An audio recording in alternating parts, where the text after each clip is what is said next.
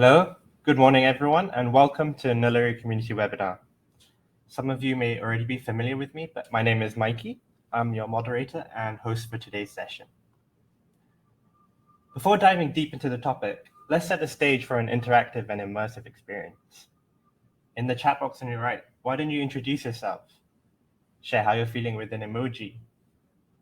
Say hello to your coworkers who may also be watching this webinar as well. Hello, Lee. Encourage everyone to try and get involved. We'll just wait a few more minutes for more people to get join the webinar. Hi, Haslinda.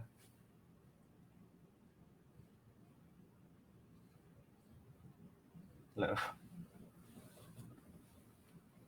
How was everyone's weekend last week? In Malaysia, it was a long weekend due to the Agong's birthday, so I'm sure a lot of people got to some interesting activities. Hello, everyone. Traffic jam. That's good. Home and gym. Do you have a gym at home, Lee? Or were you staying at home and going to the gym? The Agong's birthday party. Oh, I wish I was invited.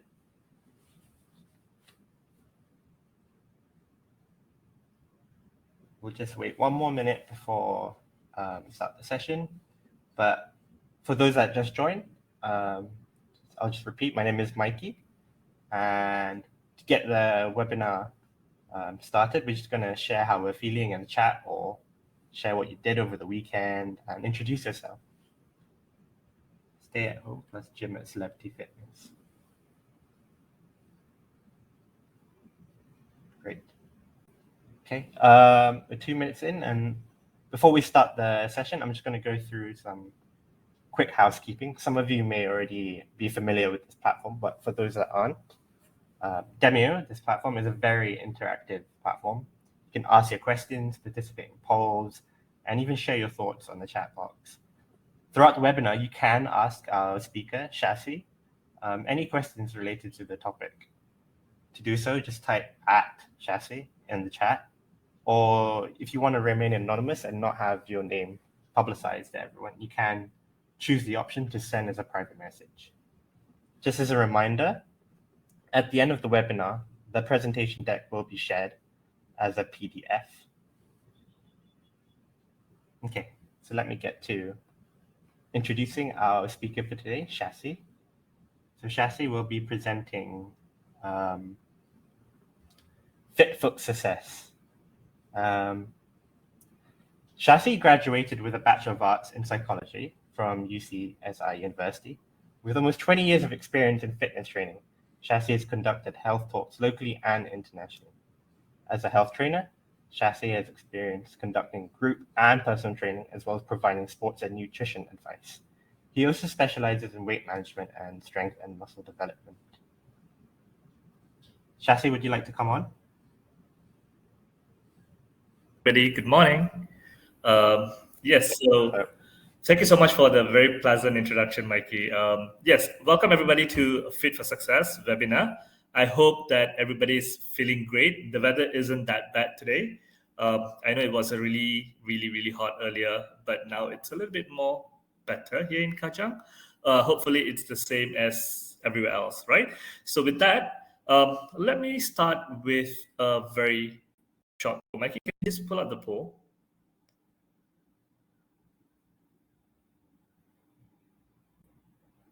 Right.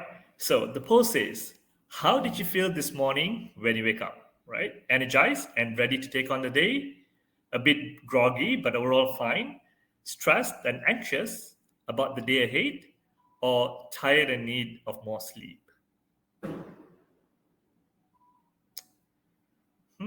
Pretty close.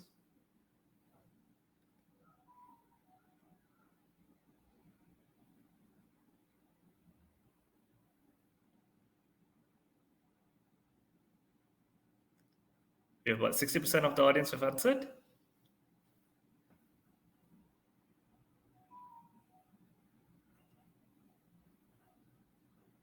Okay, awesome. Still going. Very good.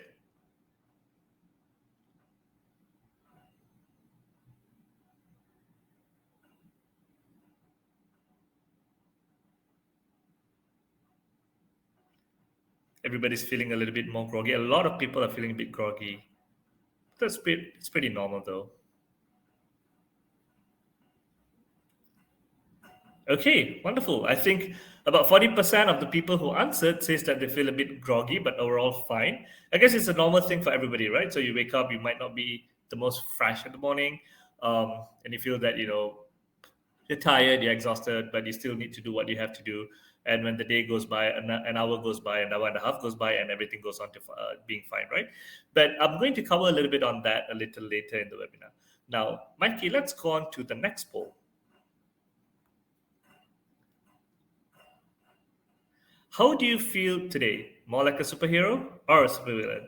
Like a superhero, ready to conquer any challenge? Wow, amazing. A mix of both. Like a villain, feeling unhappy and agitated. I personally feel the mix of both, right? It's not so much of being Superman or being a penguin, but maybe a little bit like a Batman, perhaps. It's not so good, but it's not so bad either. So yeah, I think a lot of people are feeling the same as me. So yes, welcome to the club of being I am not a villain or not a superhero. A mix of both. 71% of all the participants who have actually answered is currently choosing a mix of both. Okay, fantastic. All right, so now let's move on with this webinar. Thank you so much for actually getting participative in this particular poll. Interesting to know everybody's feeling in the morning, right? But let's look at a little bit of what's happening in the world today.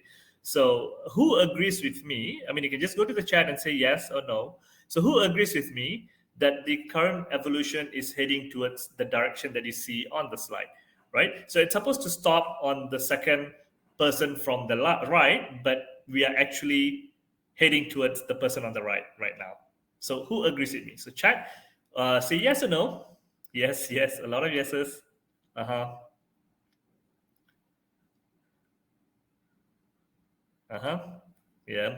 I see Skanda's laughing there. Yeah, yes, exactly. So a lot of yeses, right? So I can see that everybody actually said a yes. Exactly. So this is what's really happening. But are we doing something about it? Or Madrazi says no, right? So Madrazi, maybe later I'm gonna question you something, right? But yes, everybody else says yes. But what are we doing about it? What are the steps? No, we are not monkey. Yeah, we are definitely not monkey. So I'm talking about the two last people on the right? So the second last and the last people on the right. So we're supposed to be somewhere on the second right. That's how we're supposed to look, but we are a lot more towards the far right? So yeah, so exactly. So what are we doing about it? Exactly, right? So what are we really doing about it, and why we are actually heading towards that direction, right? So this is a big question. So with that, I'm going to start with today's webinar, and I'm going to share with you a little bit about what happens to your body when you actually get involved in some kind of movements, any kind of movements, what happens to your mental state, what happens to your physical state, what happens to your emotions, and a lot of other things, right? So basically, when you get yourself involved in any physical activity, you literally beat your sedentary lifestyle. So what comes with sedentary lifestyle? You get what we call lifestyle diseases. So lifestyle diseases actually work around or includes diseases such as obesity, high blood pressure, cholesterol, and also high blood glucose, right? And what else does it do? It actually makes you weaker in terms of strength, and it also makes you have very poor cardiovascular health. So what is poor cardiovascular health?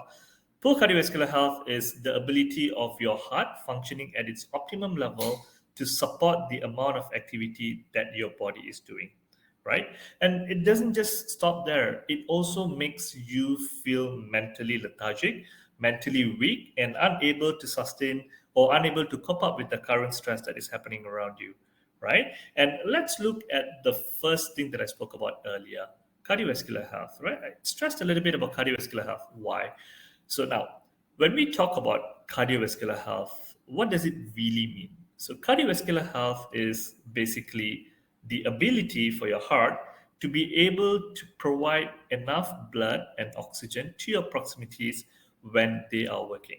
So at most times, we feel that we run out of breath we feel that we are breathing a lot heavier. We feel that our heart is pumping a lot faster when we get ourselves involved in certain activities, right? Why does that happen? So basically, your heart is a muscle like any other muscles in your body, right? So when you are talking about cardiovascular health, you are talking about the health of that muscle of your heart, right? So how do you build muscles of the heart?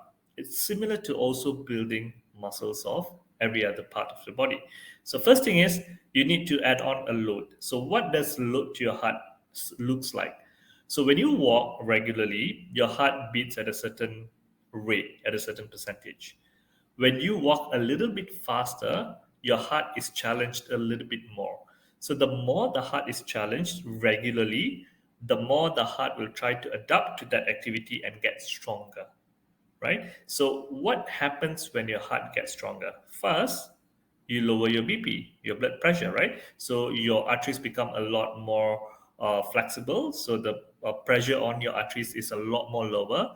The pressure on the pumping of your heart is a lot more lower because the heart muscles are stronger. It's able to pump out the blood a lot better. It raises your HDL, right? When you exercise, it raises your HDL. So what is HDL?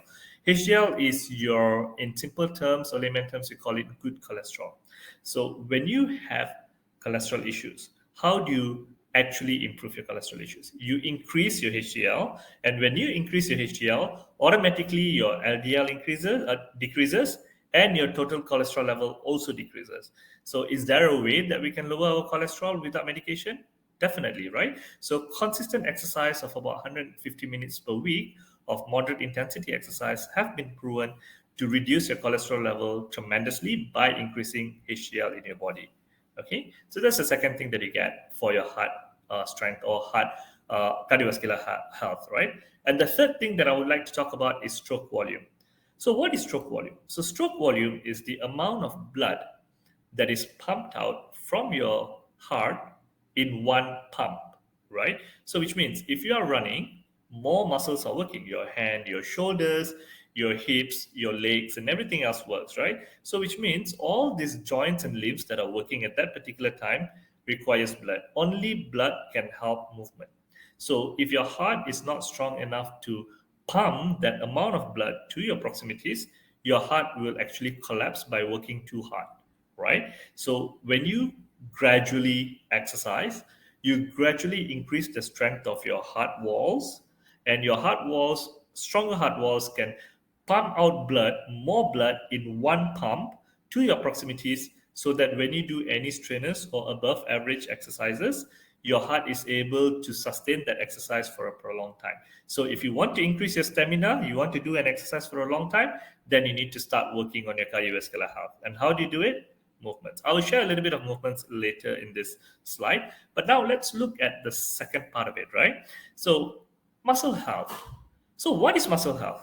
Right? Maybe someone here, right, can actually share with me, what do you think muscle health is all about in the chat?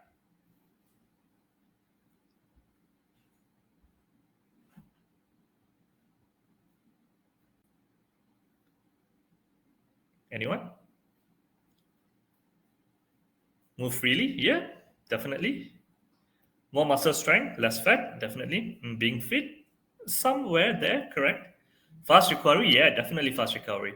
Maintain good amount of muscle compared to fat, exactly right. And so yes, exactly. So all those are considered muscle health. So now flexibility, yes, able to walk, very very important, Haslinda, right? Able to walk. We need to be able to do basic movements in our daily life, and when we are able to do that, we can strongly say that our muscle health is at good shape, right? But let me just point out a little bit more scientific or serious matters about muscle health, right? So now, first thing first, when you talk about muscle health, we are talking about anything that the muscle does and anything that the muscle connects itself to.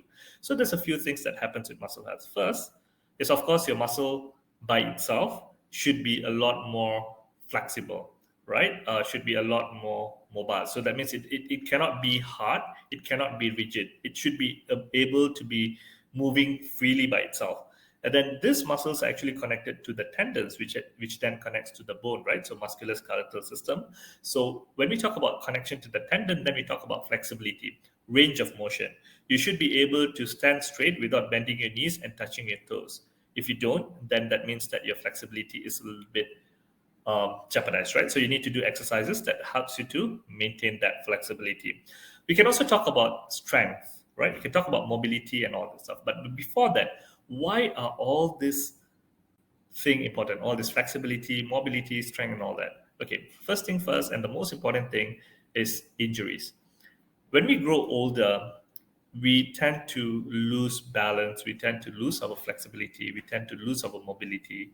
So when we get into a certain exercise or activity, we tend to feel pain, right? Like we bend down, we have back pain, right? And then we do squats, we have knee pain, right? So all this pain comes due to the lack of flexibility and also right? So it comes with flexibility and also mobility, right? So these are some of the things that we want to avoid. Now, how do we avoid all this, right? First thing first, your muscle needs to get into a load. Right? Can everyone hear me? I see that there's some issues with the sound. Okay, perfect. So great. So what happens is that when you do any of these activities, you need to load your muscles. So when you talk about loading your muscles, you're talking about your muscles performing an activity more than it does normally, right? So when you say you walk on a daily basis, how can you walk a little bit more better? How can you load that walk a little bit more, right? Which means you walk a little bit more faster. Maybe you walk a little bit more longer. So that's loading the muscles a little bit more than what it's supposedly doing on a daily basis, right? A better example of it is going to the gym and maybe lifting a little bit of weight. So why do we lift these weights, right? So we want to challenge the muscles to actually be a lot better than it is in its current stage. But why is muscle health important? So we need to look at why we need to actually engage in activities that gets you better muscle health. First thing is you move better. Second thing is, besides the injury, which is the main thing, the second thing is you have the ability to perform a greater range of motion. That means you can do things normally that people can't do. Example, can you touch the small of your back? If you can, then you are actually in the top 70 percenters. You're actually in the top 30 percenters. 70% of the people could not touch the small on their back with both hands, right? So if you can, then you are definitely doing well for the time being. But if you can't, then there's something that you have to do about it. What else does it do?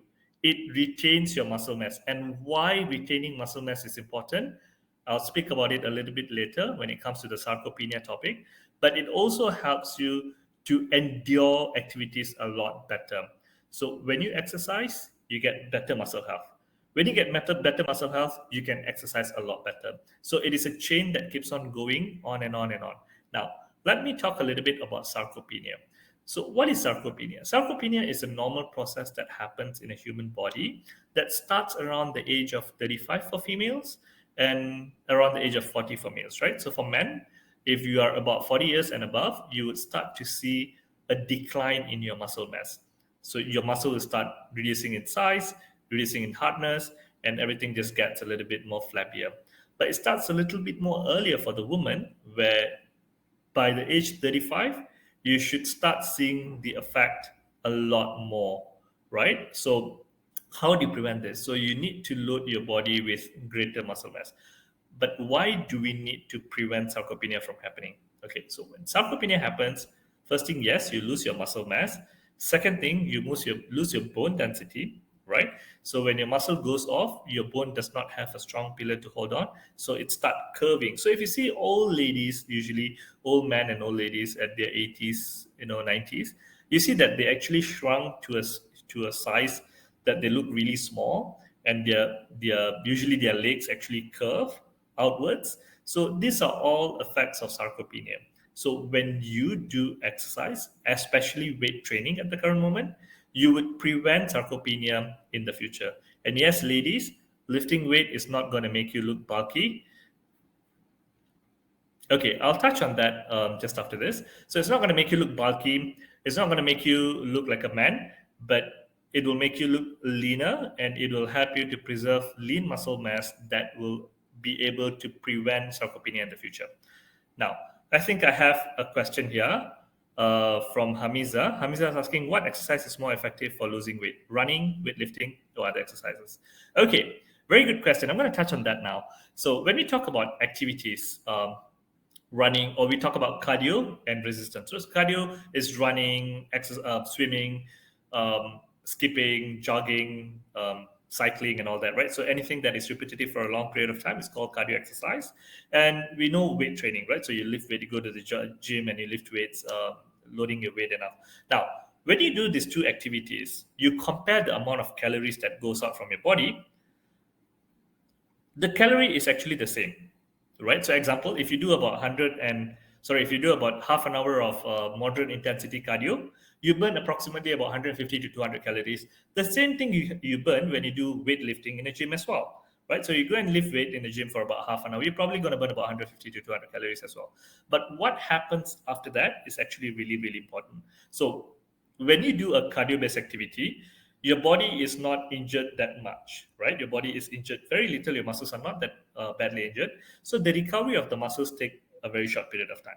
So after you do a cardio exercise, you probably go back, you rest, you sleep, you get up 2 hours, you don't feel any more pain. You feel that your energy is reviving again. So recovery takes energy. So which means that if your body takes 2 hours to recover, you burn approximately 20 to 15 to 20 calories to 30 calories for that recovery, depending on the damage, right? So if it only takes 2 hours, then you only burn about at most 60 calories. But if, let's say, you do weight training, it damages your body a lot more in terms of good damage. That means it's helping your body to build. And you feel the pain the day after. You feel the pain 2 days after that. So this is what we call DOMS, delayed onset muscle soreness. So delayed onset muscle soreness is when your body is going through a process of recovery. So it takes about a day to 2 days for your body to recover after weight training, which means that it keeps on continuously burning about 15 calories every single hour for the next 1 to 2 days for your recovery. So which means doing both exercise are the same, but after the exercise post-oxygen consumption is greater for weight training, which means that you burn a lot more calorie for recovery of your body with weight training compared to cardio. That is the first thing. Now, second thing, when you do weight training, you actually build lean muscle mass. So why is that really, really important? Now, when your body do not have enough muscle, your body do not need a lot of energy to move that muscle, right? So in the terminology, we are looking at a water bottle. If you fill the water bottle with half bottle of water, to move that bottle, it's not going to be really hard. But if you fill it full, there is some sort of a resistance to move the bottle because it's a lot more heavier, right? So which means a lot more energy is being used. So generally, if your body has greater muscle mass, you lose weight a lot faster than if you have less muscle mass. So cardio does not help you to burn muscle mass. Weight training help you to burn muscle mass. So theoretically, you burn a lot more with weight training compared with cardio. I hope that actually gives you a very detailed explanation on why weight training is a lot more important. And what is the best way for ladies to do weightlifting? Actually, ladies, men, we can do similar kind of weight training. It doesn't have to be different. Whatever that a man does, you can do as well. As I mentioned earlier, because of the lack of testosterone in your body, you will not bulk up like a man. You will have a lot more leaner muscle mass, and that's going to help you in the longer run, Li Lai Peng. Okay, cool. So we have one question more before I move on to the next slide. Nur Hamiza, why some people who are fit and active can get a heart attack? Okay, so when we talk about fit and we talk about heart attack, these are two different things. Now, when you talk about fit looks, you probably see someone with big muscles, you probably see someone with lean body, less fat and whatnot. But when we talk about heart attack, we are talking about we're talking about someone who has high BP, we're talking about someone who has high cholesterol. So high cholesterol and high BP will not reflect on your physical self. So you might look fit, but internally, you might not be in that good shape as you're seen on the outside. So you might put on a lot of muscle, but at the same time, you're also increasing your risk of heart attack with having higher level of cholesterol and also higher level of blood pressure. Okay, I will probably share this at the end of the webinar, Christine. So now let's move on to the next part of it, which is weight management. I think this is something that a lot of people would want to know about, right? So does exercise directly help with weight training? Or sorry, with weight management, right? So what does exercise actually do? The first thing is, yes, I've explained a little earlier, that increased muscle mass increases your metabolism, right? So metabolism is the rate of your body uses energy. So the bigger your muscle is, the greater your metabolic rate is, right? So which means that for someone who has more lean muscle mass, would burn more calories doing the same activity as someone who don't have lean muscle mass, right? So which means that you just do your normal chores every day, you're still going to burn a lot more calories if you exercise and build a lot more muscle mass. Second thing is to create that calorie deficit. So what is calorie deficit? So calorie deficit is a term that is being used for energy which is lesser than what the body requires. So your body is like a vessel, right? It's like an elastic vessel. So the more calories that go in, so it's not food, it's calories, right? So the more calories that go in, the vessel will actually expand itself. The lesser calorie that goes in, the vessel shrinks itself. So now when you put in a certain amount of calorie into your body, and if that calorie is just nice for you, and then you go and do certain activities outside, and that activity requires those calories, so what will happen is that you have eaten enough for your body, but because of those exercises, it takes off a lot more calorie out of your body, which will make you to lose weight. And I've already spoken about the metabolism earlier,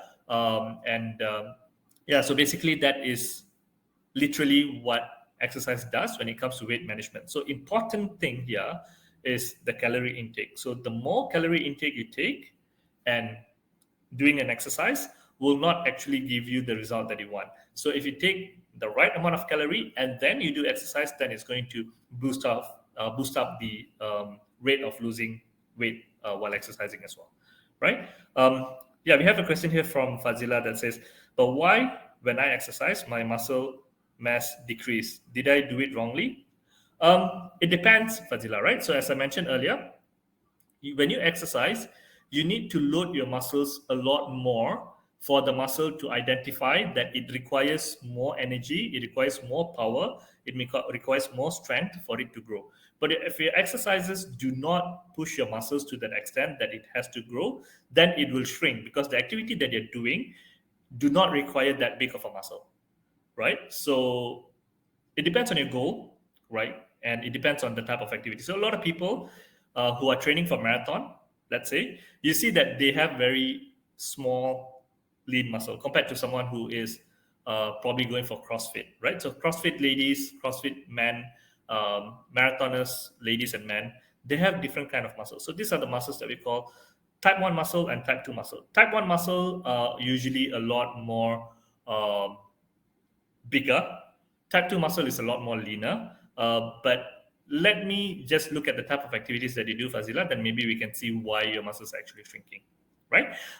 Yeah, so that actually brings us definitely, Ahmad, right? So when you talk about feeling hungry, yes, definitely. So what happens when you exercise? As I mentioned earlier, it takes off some calorie of your body. The body goes into a lesser calorie state.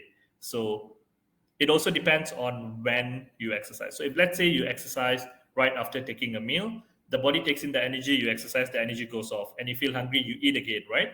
But it does not go to a point to where it's supposed to touch your fat. So you need to have a certain amount of time before you actually start exercising for you to be able to effectively utilize fat as energy and not the food that you eat. So if you utilize the food that you eat as energy, you're going to feel hungry again because the body goes run out of food. I hope that answers. What is the percentage of fat and percentage of muscle is considered as ideal? It actually depends on individuals, Christine, right? So I would strongly say that if you look at yourself in the mirror and feel that you are okay, you look in a good shape, then I would suggest that would be considered good for you, because we can also look at the general body fat percentage and all that, right? So we look at, if someone has, for a woman, if you have more than 25, you are actually heavy, and for men, you need to have somewhere between below 19, and that's actually considered good, right? But then again, it's very, very subjective. Depends on which stage of life you are at currently, what's your age, and everything else. It's a lot more subjective to that. Definitely, Nisa, you can. I can share, perhaps I can chat with you and I can give you some resources as well on where you can actually learn to effectively do weightlifting.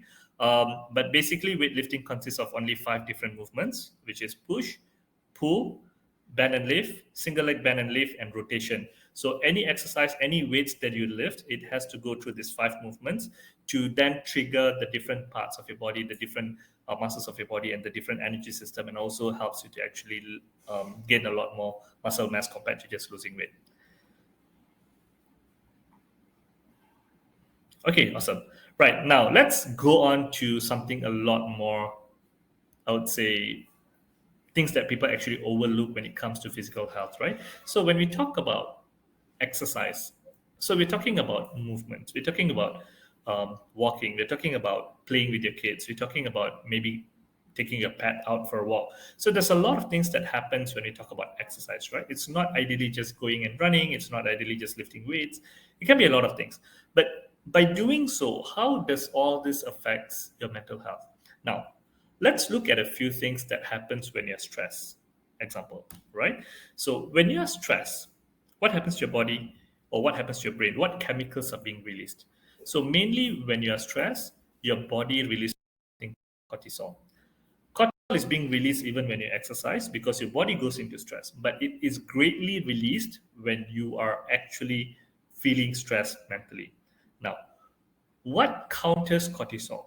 So cortisol is counted by endorphin, it's counted by serotonin. So when you exercise generally, your body is able to release a greater level of endorphin, which is your smile hormone. So when you smile, your cheeks actually get pulled onto the side. That is due to the cause of endorphin being released in your body. So when you're happy, endorphin is being released. So when you exercise, endorphin is released greatly. So which means that you're going to be a lot happier person.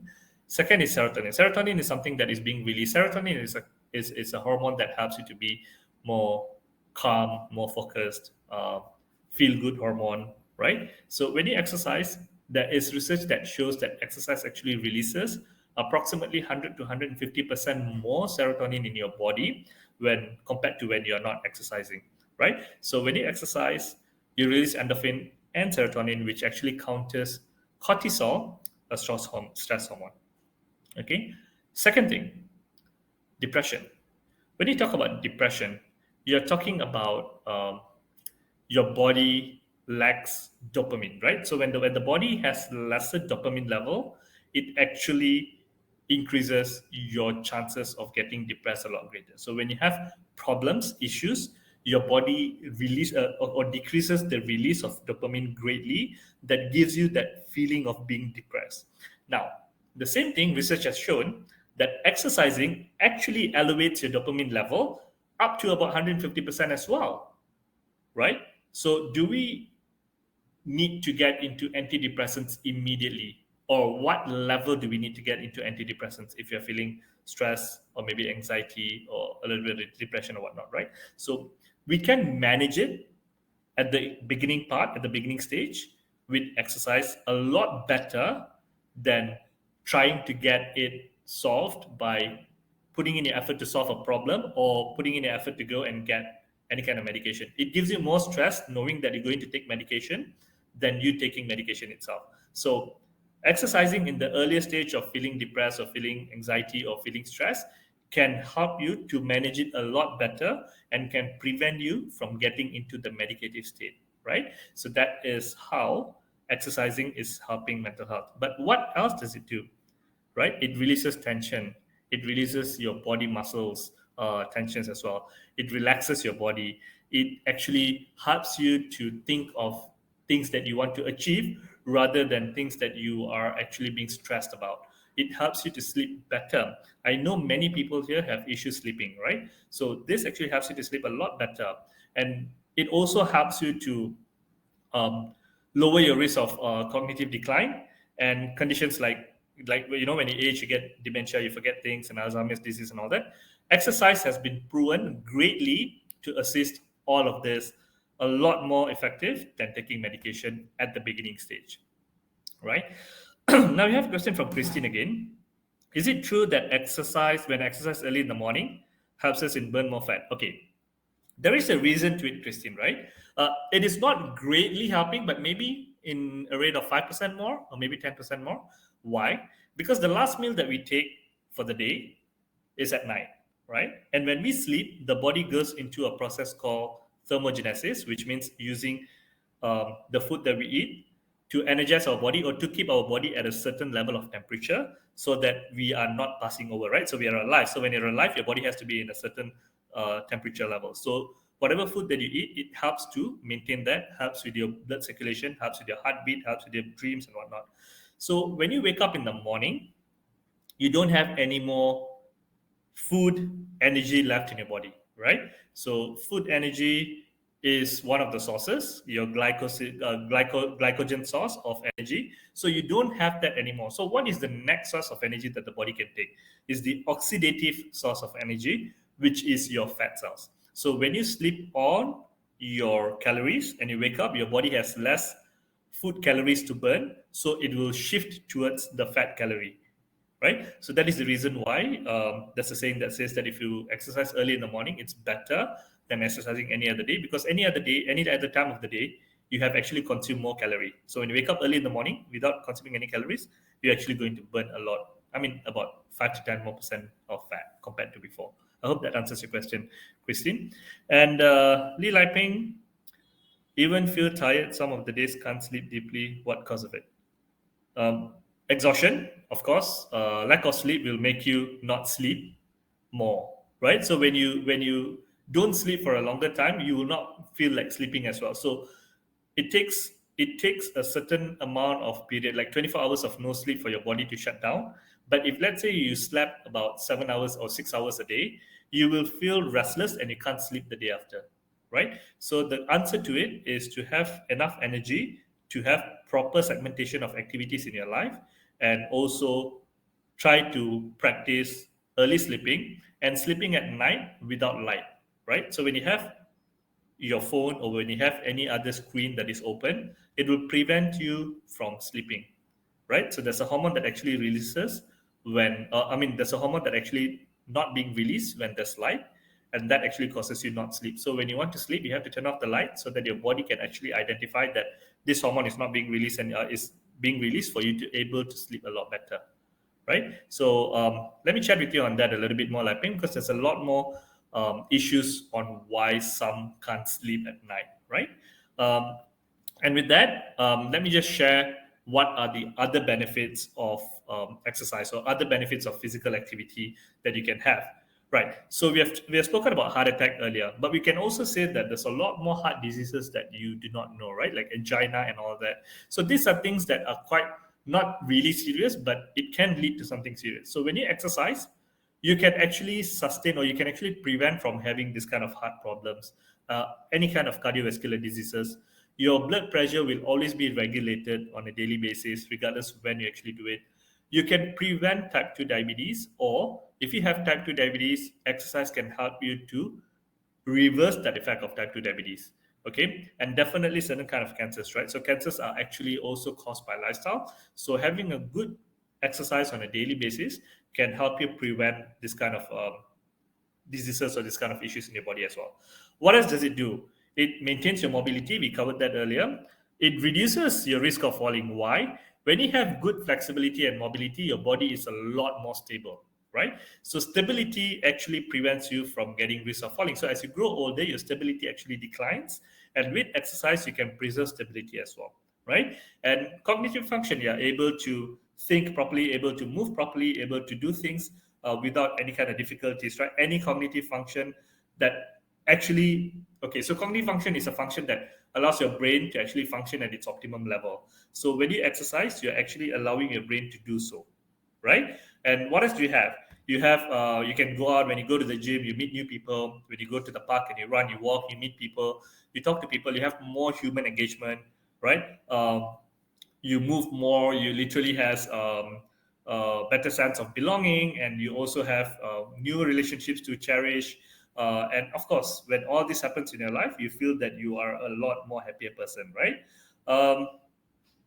Yeah, so I have to learn more about sleep. Okay, yeah, sure, definitely. Thanks, Mikey, for that. Okay, so with that, I'm going to share with you just a short exercise that you can do, all right, just for your shoulder and for your neck and for your eye, all right, and this is going to help you to actually make yourself a lot more better when you're actually sitting down in the office or doing your work at home or whatnot, right? So the first thing I want to teach, okay, everybody ready to get into a very short exercise session? Yes? No? Okay, yes. Okay, so it's just seated, right? So the first thing that I'm going to share with you is what we call shoulder packing. So what we do with shoulder packing is that, you are seated in this way. What you got to do is that you got to open up your chest, right? So let's open up your chest. Everybody done? Yes? Okay. So open up your chest, and then now you try to bring your chest, your shoulder as far away from your ears. So it's not just opening. You open, you drop, right? So you open and you drop. Let's try that. Open up your chest and drop. Okay. And now the second thing is, once you open up your chest and drop, now your head is forward. You push your chin, tuck in a little bit. So it's not this, tuck in. So you open up, drop, tuck in. So you see, ideally, you're already having a very aligned ear to shoulder alignment, which actually helps you to relax your lower back and also opens up your chest for better movement of your arm. Can you feel the release of pain from your lower back? Open, down. And a lot of pressure is also taken out from your upper back as well. Feeling good? Yes, okay, good. All right, so with this, good, yeah, it is. Okay, so it's just simple exercise. All you got to do is open and drop. That's number one. Okay, so number one. Number two is that you've tucked in and now your eye. So where do you keep your laptop? So your laptop should be at about 30 degrees angle from your eye. So it shouldn't be too high up. It shouldn't be too low down. So when you're sitting, it's just about 30 degrees angle, like what I have now. Okay, why is it important? Because when your eyes see straight, it's looking at about 90 degrees, right? So when you talk about a drop of 30 degrees from there, you're looking at about 60 degrees angle, right? So it's just a drop of 30 degrees, so you're looking at 60 degrees angle. Now, your eyes move freely for about 30 to 60 degrees, right? So that is the free movement of your eyes with your head fixed. So when you fix your head in this position, your eyes can move freely to a 30-degree angle. At the same time, your eyes can move freely up to another 30 degrees angle. So from 90 degrees to 120 degrees, right? So this is the general movement of the eyes. So now, why this is important? Your neck and your eye strain up when you actually look at the PC for a very, very long time. So when you have tired eyes, all you got to do, maintain that posture, bring it down, tuck in your chin, look down, and then every 15 to 20 minutes, look at a white space above your laptop. So looking at a white space actually relaxes your eye. White light relaxes your eyes. So you get a better focus on your work as well, right? So it's not just for your eyes, but it's also for performance as well at work.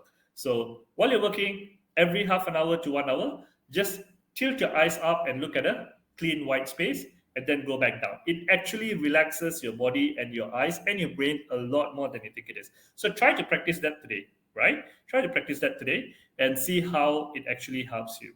Okay. Now, the third thing that I want to share with you is about the stiffness on your neck at the back when you are exercising. So we know that we usually feel some kind of a stiffness when you're working, when you're doing something, right? So how do you release that? Now, we already tuck in, right? So very, very important. What we usually do is we do this, right? We try to relax ourselves. Now, leaning backwards actually gives you more damage to your spine than it actually does benefit it, right? So what you got to do is that you got to tuck in a little bit, all right? You got to look down, okay? Look down, but don't look down with the controlled muscle. So when you look down, hang your neck down, but make sure that your chest is open and down. So just hang your neck down. Now you feel that the release of the pain is a lot better. Now, once you're at this stage, all you got to do is roll your head to the left all the way. You can feel the stretch, and then come back down. Roll the head all the way to the right. Okay, and then come back down. You can feel immediately that there is a release of tension on your back. Can everybody feel it? Yes, good. All right, awesome. I think there's a few things that you guys actually learned today, right? Simple steps that you can do. That's fine. That's fine. So the clicking sound is more of oxygen burst, but that's fine, right? No need to go to massage. Definitely no need to go to massage. I've got a lot more tricks like this that I can share with a lot of you, right? So the best thing is that you reach out to me as well on the app, and I'll be more than happy to share all this. With that, I'm going to go on to the next slide, which is our Q&A for today. Mikey, I'm going to hand it out to you.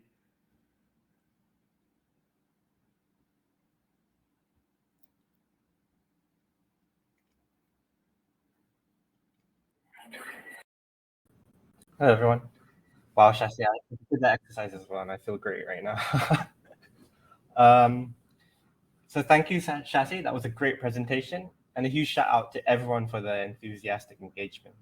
There were lots of comments coming in, and it was a thrill to see everyone engaging with the chat box. I understand there were many questions asked during the session.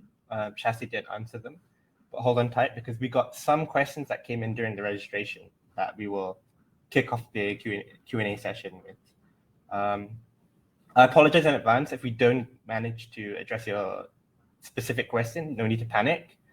Shasi here is a Naluri fitness coach, so he is available to contact on the Naluri app, but you may also have your own fitness coach on the app, and you can ask similar questions. Yes, I am. Shasi, you ready? Okay, sure. First question. How does hydration impact our health? And how much water should I be drinking each day? Basically, we have to understand what hydration is in order for us to understand how does it impact our health on a daily basis. So hydration means your body is actually able to regulate temperature at its optimum level. So when you're not hydrated, you will not be able to regulate your temperature, right? So if you feel your body is feeling hot, you feel that your lips are going dry, you feel that your throat is going dry, then you will feel that, that actually shows that you're not hydrated enough, right?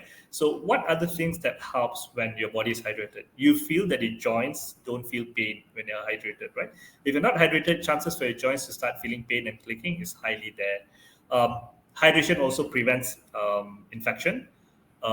It also prevents solubility to your cells. That means your cells have enough water, liquid, so you feel tight and not wrinkly. So the more water you drink, the tighter you will feel. And it also keeps your organs to function at the optimum level, right? But how much water is enough, right? That's a very, very good question. Now, how do you want to determine that you are hydrated? Well, it depends on. Okay, so there's one easy way that you can determine whether you're hydrated or not is when you go and have, you go and urine, right? So if you look at your urine color, it has to be very, very light yellow, transparent yellow, very, very light, right? If it's dark or if it's a darker yellow shade, then it means that your body requires more liquid, right? If it's clear, it's colorless, that means you're actually consuming a lot of water that you're not supposed to. So you can get poisoned by drinking a lot of water. Your cells lose its solubility, your kidney stops functioning properly, and other damages to a lot more other organs to your body, right? So if you feel that your urine is consistently clear without any color at all, then reduce the amount of liquid that you're taking in. But if you feel that it's a lot darker than it usually is, then just take in a lot more water, right? So it has to be very, very light yellowish, but transparent in color, right? I hope that answered the question. Yeah, I also heard there's a recommended amount of water to drink. My mom told me it's like at least 4 cups. I don't know if that's just her trying to get me to hydrate more. But is it the true? doctors would say 8 cups. I know generally, yeah, I've heard 4 cups before. Or 8 cups. But it is just to ensure that we drink enough water. But it actually varies from people to people. For someone who exercises a lot, definitely 4 to 8 cups is not enough.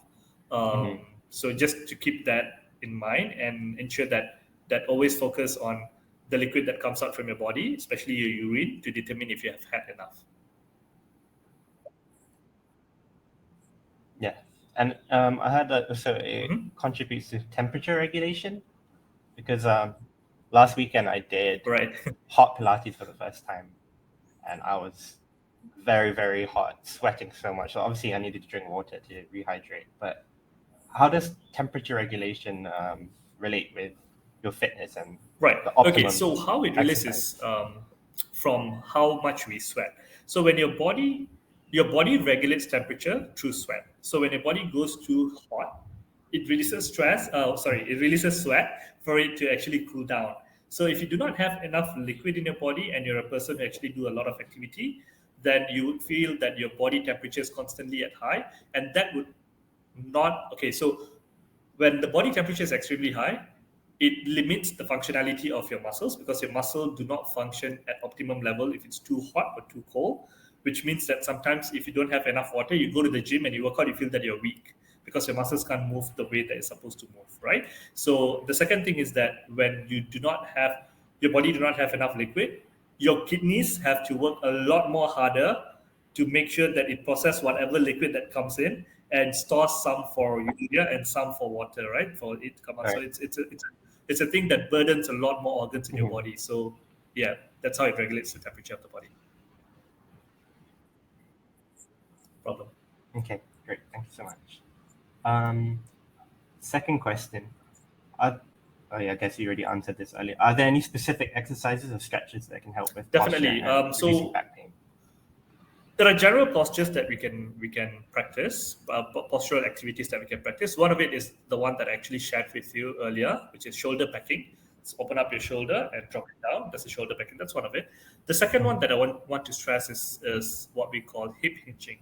So you can go and Google up hip hinge. So hinge as in Hinge, hip hinge. So hip hinge allows your lower back to let go of a lot of pressure that it is taking on right now to your glutes and also to more stronger muscles like your quads, your hamstrings and whatnot. So you will not feel the pain on your lower back and you'll be supported by bigger muscles. So it reduces all the stress. Okay, great. Can you recommend different exercises to maintain muscle for those age 50 and above? For 50 years and above, I would strongly recommend to go for weight training. Lower down your cardio, lower down your walking, lower down your running and whatnot, but focus a lot more on weight training. I think I covered this a little bit earlier for sarcopenia. It's a process of losing your muscle mass as you grow older, right? So it's really, really important that we try to build that back, but that should be accompanied with proper nutrition as well. That means you have to have a greater amount of protein in your body. You need to be able to sustain a better amount of carbohydrate for energy purposes and whatnot. But we can certainly plan out something a lot more detailed based on a person's activity. Yeah. Mm-hmm. Yeah. And it doesn't matter if you're 50 or 40 or 70 or whatever, just remember to consult with a healthcare professional like Shasi or qualified fitness trainer before you start any new exercise program, because everyone's different. You might have existing medical conditions or concerns. Therefore, it's important to have a personalized guidance plan and not to follow a general one. Okay, I think we have a lot of live questions, so I'm going to move on to the live questions. Shasi? Go back to earlier one. Okay. Do you have any exercises suitable? Yes, so it depends on which trimester you are in at the moment. So for the first trimester, it's okay for you to do any kind of exercises. For the second trimester, it's advisable to reduce on supine-based exercises. That means tummy below. And for third trimester, it's fully not advisable to do any high-impact exercises or supine-based exercises at all. But there are specific exercises that we can do to assist in the process of delivery. That would be a lot more personalized from people to people. We need to understand your current condition of pregnancy, if you have any side effect, if your sugar level have increased, if your pressure is normal. So it's very, very subjective. But I think that's from Nabila. So Nabila, if you can reach out to me, then I'll be more than happy to discuss about it with you. Sure. Someone also recommended, in response to that, but I think yoga. You can. But as I mentioned, when you go into second, third trimester, then anything supine should be avoided. So there are certain movements in yoga that is supinated, and we don't want to be in that position. Right. Hamiza asks, Definitely, is it okay to exercise right? at So night? I know there's a lot of myth around exercising at night, but there has been a current. They had to do a research. They had a population of 250 people who participated in that research, and from that research, it is found that exercising at any time of the day does not affect you, as long as it's not very close to your sleeping time. So, example, if you're going to sleep at 9 o'clock, then just let's try to complete the exercises at least about 45 minutes to an hour before that. Is there a reason why we shouldn't? Your body so temperature closely rises up in when we're gonna sleep? exercises. So any kind of activity actually increases your body temperature, which would not. Exercising, if you cool down after exercise, it helps you to sleep better. But if your body temperature is elevated, it actually prevents you from sleeping better. So that's the only reason. Yeah, we want you to have. Definitely. Would your heart rate be It elevated takes some as time well? for it to get to normal heart rate. Yeah. Understood. Right. Okay. A bit of a subjective question, this next one. I think it might depend on preference, but walking and cycling. I would suggest walking. It's less impactful, but for someone who prefers adrenaline, then they can go for cycling. The only reason is cycling. Your posture in cycling actually puts a lot of impact on your lower back, right? So if you're riding a cycle, if you're using the street cycle, or not like the BMX, the normal cycle, if you're using the street cycle, then or speed cycle, then you're actually in a posture or position that actually puts in a lot of impact on your lower back. So if you can, just walk. But if you prefer cycling, it's okay. But advisable that you cross train yourself with something else. That means you spend another day doing perhaps yoga, maybe doing some other weightlifting, just to balance off the impact of cycling.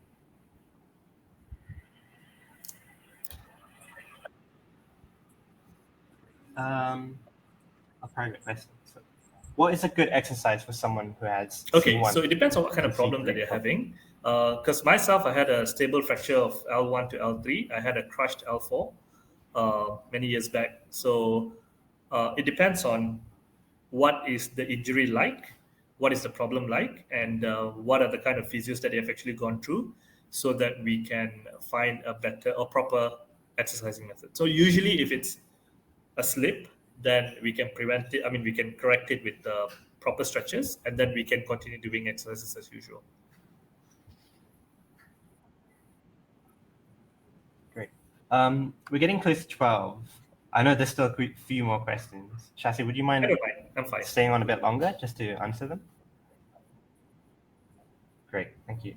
For those that need to leave by 12, I'm going to be sharing the presentation deck right now for you to download in the handouts tab on your right, and a CTA to our feedback form.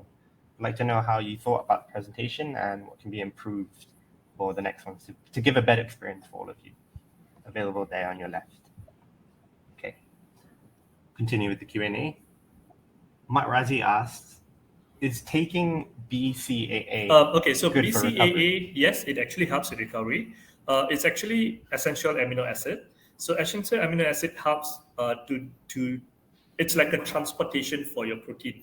So with sufficient amino acid, protein can travel effectively to the injured muscles for the injured muscles to be repaired, right? So hence having BCAA in the body is actually going to help, but not necessarily having a lot of BCA in the body, right? So whatever that is a lot, actually more than what you need is not going to be necessary.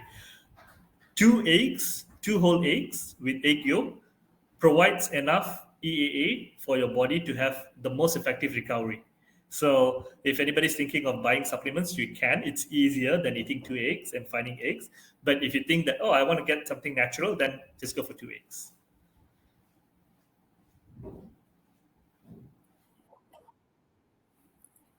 Great. Another private question.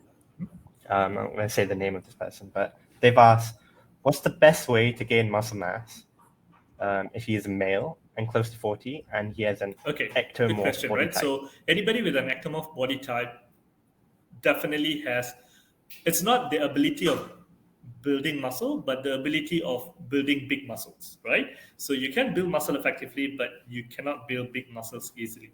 So I would say it has to be a very specific count of exercises that you need to do, which is okay. So in basic terms, you need to hit any body parts at least 15 to 20 sets in a week, right? So you can't do that in a day, which also means that you need to hit the same body parts at least 2 times or 3 times in a week.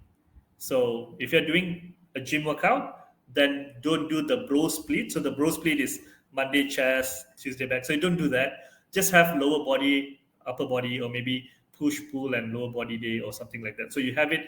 You touch your chest muscle 2 to 3 times in a week. You chest your back. You touch your back 2 to 3 times a week, and so on for every other muscle, right? So that is the best way for you to actually gain more muscle mass and maintain it. And of course, protein intake.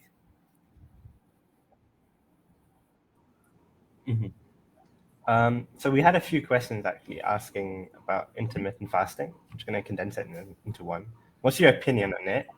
And do you think it's effective to reduce weight by just doing that without Definitely, you can exercising? lose weight, right? But let me just touch a little bit on what intermittent fasting is. Intermittent fasting is a process where you eat for a specific amount of time and you don't eat for a specific amount of time, right? So basically, when you look at it from a high level, that's what it is. So does it sound similar? Like that's what we do during Ramadan, right? We eat for a specific amount of time and we don't eat for a specific amount of time. And a lot of people lose weight during Ramadan. So intermittent fasting is a model that is derived based on Ramadan time. So based on fasting for the Muslims, right? And what it does, it's that it limits the amount of calories that go into the body because you don't eat all day. You just eat for a specific amount of hours. So that means you take in less calorie compared to someone who eats normally on a daily basis, right? So you munch on everything, you munch all the time. So the idea is to take in lesser calories than you do. And that means, like I mentioned earlier, your body is like an elastic vessel. So now it's taking this much. So when you take lesser calorie, it literally shrinks, right? So effectiveness is definitely there. But I know a lot of people who told me that it doesn't work for them as well. Why? Because even the window of eating is very, very minimal. They still take in a lot of calories during that window, right? That means they eat a lot during the window. So of course it doesn't work for those, right? But generally, if you eat the normal amount of food, you don't take more during the window, but you just eat the normal thing that you usually eat, then intermittent fasting is actually one of the best ways for you to lose weight for sure. Does it reduce your appetite as well? Like because of the fasting? I don't know if it's true or myth, but like they say your stomach shrinks and you eat so less your if you're stomach is full. elastic, right? It's like your skin as well. So when lesser and lesser food going into your stomach, then your stomach would obviously shrink to the size that it feels is enough and sufficient for itself. But then again, we need to understand rather than taking less food, we taking less calories. So example, right? So if I talk about peanut and I talk about almonds, both are nuts, right? So but one thing has lesser calories than the other, so which means that you can take one more than the other. So you mean your tummy is going to be full anyway, right? So almond has a lot lesser calories compared to peanuts, Right. about 30 to 40% lesser than peanuts, which means that you can consume 30 to 40% more almonds in weight compared to peanuts. So you're going to be full, but it's just the choices of food is a bit different. Understood. Okay, there was quite a few questions about either leg cramp or feeling numb. I'm going to split it in two. There's one that said when they wake up, they often feel numb. Why is that? And another one. Go on. Maybe I can just mix. Oh yeah, you can answer that first. Yeah. Another one is, I think this person feels leg cramp when they're sleeping, especially after high impact exercise. Okay. So for the first question, when talk about numbness, right? So numbness is highly related to nerve. So you would only feel numb if your nerve is affected. Usually, you will feel pain at the back of your leg and numbness all the way down to your leg. If you are feeling this regularly, it means that you have an issue with your sciatica nerve, right? So sciatica nerve is a nerve that is connected from your backbone all the way to your lower part of your legs, to your toes. So if the numbness is there, then yes, we need to do something about it. There's certain types of stretches that you can do in order for you to overcome that, right?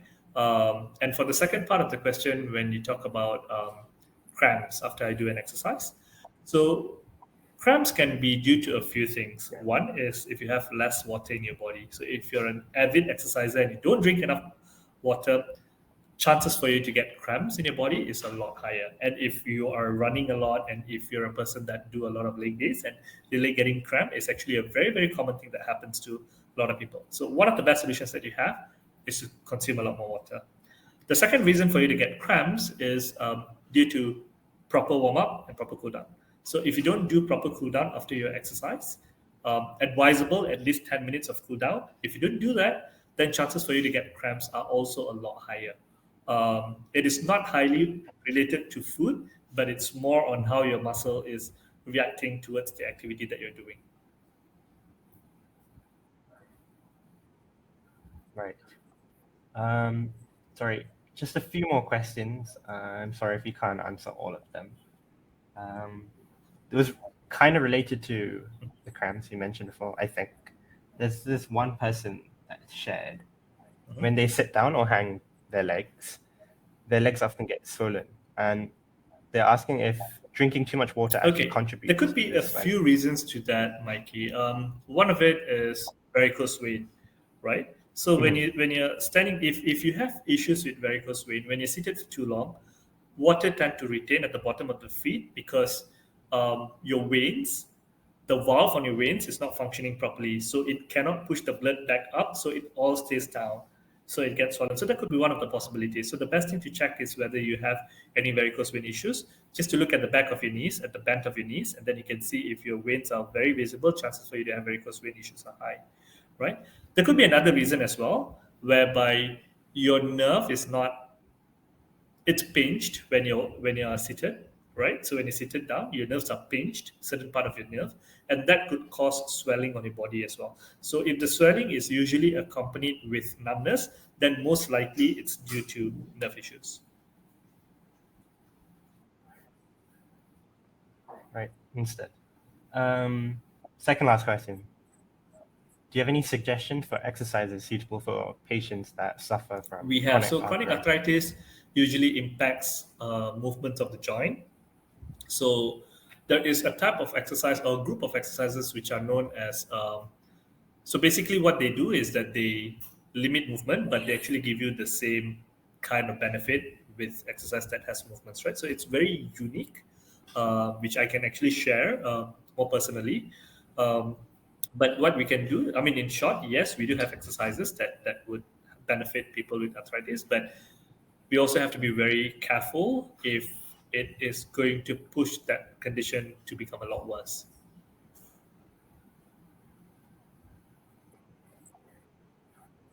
Okay, great. Last question. Would you recommend eating fruits and yogurt as a pre-workout snack? Fruits and yogurt contain carbs and also minerals, yes. But what is also important would be lecithin, potassium that helps on muscle movements, lubrication that comes from fat, right? So all these are also very, very important. So fruits and yogurts alone is not sufficient, but definitely there's something that can be taken. It is advisable for you to have add on a bit of carbs for energy, and also add on a little bit of protein to help you to move better, smoother, and also to help in prevention of cramps in your joints when you're working out. Great. Apologize for the questions that we haven't been able to address, but due to time constraints, we will have to wrap up Q&A. I'm very appreciative of the questions that have come in.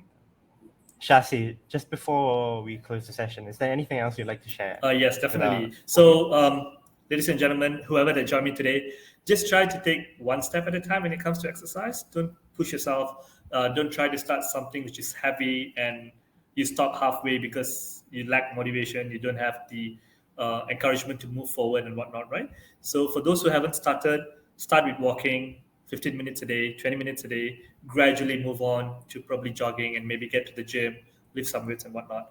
But the idea is exercising should be fun. Exercising should be something that you enjoy doing, and it should give you a lot more energy than takes off energy from your body.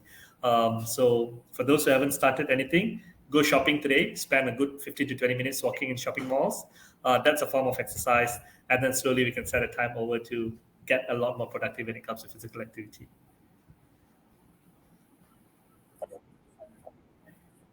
That's great, Shasi. Yeah, just remember, any progress is still progress. And a round of applause to everyone that joined today. Everyone's presence has made this event a very pleasant experience, and we're very grateful for everyone's enthusiastic participation.